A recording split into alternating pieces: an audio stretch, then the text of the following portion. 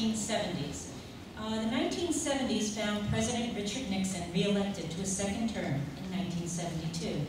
However, by 1974, both Vice President Agnew, who resigned because of charges of tax evasion, and President Nixon, actually 40 years ago today, resigned as president because of the Watergate scandal, bringing the first president not elected as vice president or president to the White House, Gerald Ford. 1975 brought the end of the U.S. involvement in Vietnam, the most controversial war in U.S. history. In 1976, the United States celebrated its bicentennial with great fanfare, with a parade of tall ships from all over the world parading down New York Harbor and the Hudson River. 1976 also found Jimmy Carter elected as president. The 1970s also brought such major events as the gasoline shortage, which had Americans sitting in long lines on odd or even days, depending on their license plate, to get gas. Something some of us experienced about a year and a half ago during Hurricane Sandy. The first Earth Day was celebrated on September 22nd, 1970, and the first test tube baby was born. Fashions included hot pants, which no rainbow girl wore. Platform shoes, the Annie Hall look, and men sported leisure suits. We had pet rocks, mood rings, and lava lamps. In the entertainment world, we rushed to the theater to see the underdog prevail in Rocky. We're afraid to go in the water after seeing Jaws, and got to go to a galaxy far, far away when we went to see Star Wars. TVs were tuned in to laugh as well as raise our awareness of some of the narrow views of our society with Archie Bunker in All in the Family. Every girl wanted to be Mary Richards from the Mary Tyler Moore Show. And we got our first laughs watching Saturday Night Live. We listened to Elton John, Fleetwood Mac, and danced the night away with disco to Donna Summer, The Village People, and of course the Bee Gees with the music from Saturday Night Fever.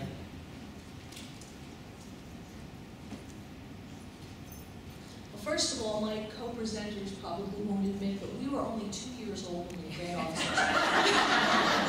Because how could we possibly have been alive in the 1970s? But I'm going to speak about the local assemblies. You've heard about some of the traditions, and some of those traditions from the 50s and 40s and 60s continued in the 1970s. It was very unusual to have an uncontested election for faith, and sometimes there were 5 or 6 girls running.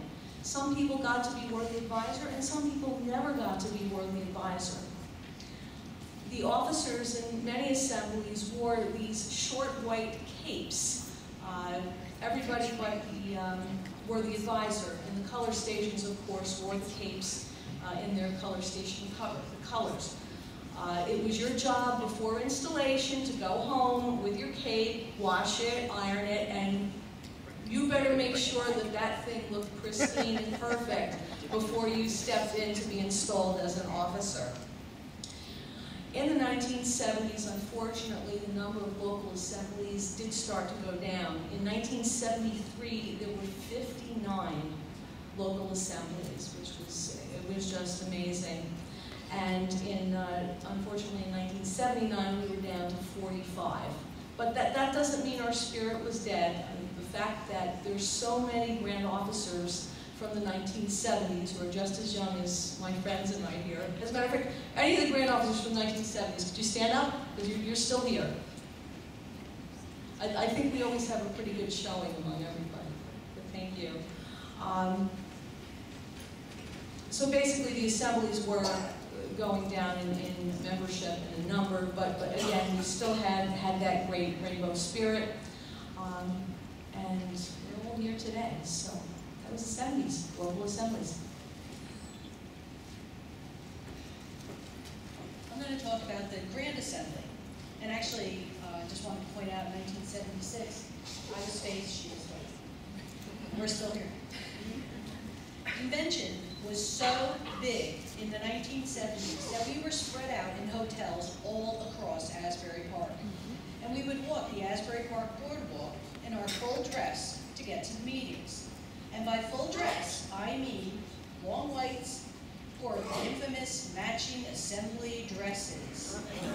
Oh my We wore God. all weekend, and I know a certain mother advisor at the time used to say, just stand it in the corner till tomorrow. Speaking of funny dress, some other advisors would dress up in costumes and perform skits. We loved sitting in the balcony, the huge balcony, and yelling, "Hello, grand officers," all the way across this massive convention hall or to other assemblies before the meeting started. The assembly banners, which you see over here, and there were many of them, hung around the U-shaped balcony. Our Supreme Inspector, Mrs. Repka, had special assistants. They were usually past grant-worthy advisors or other past grant officers, and they would patrol Convention Hall during the sessions and discipline anyone caught misbehaving, and you did not leave to go to the restrooms. Many girls dreamed of being worthy advisor for that September term so they could carry the Assembly flag at Convention, because it was a really huge deal. And for some girls, it might be the only time they've ever stepped foot on the grand floor.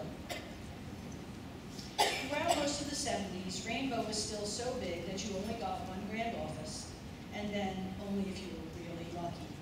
And that includes being a rep. You were one or the other, never both.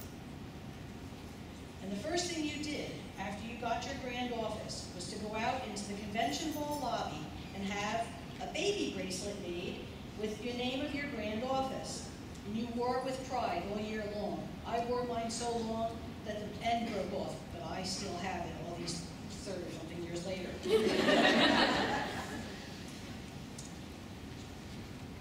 Some of the grand representatives would be selected to serve as pages and hostesses at their outgoing convention.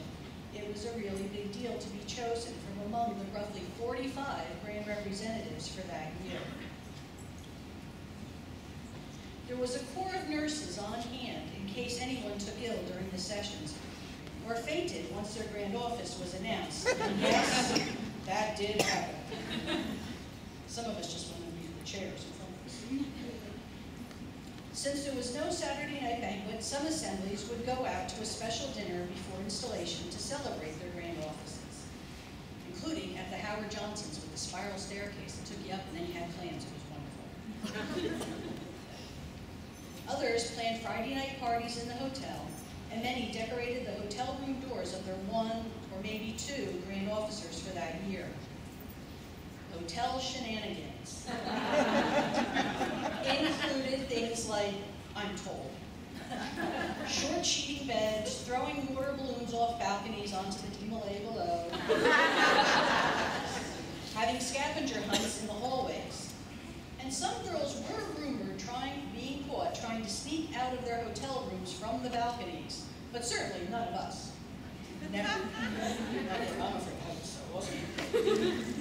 Convention moved from October in Asbury Park to June at Princeton University in 1977, and new traditions were started, like banquets in the University dining hall. So although about 20 assemblies closed during this decade, we were all happy to see today that New Jersey Rainbow is staying alive.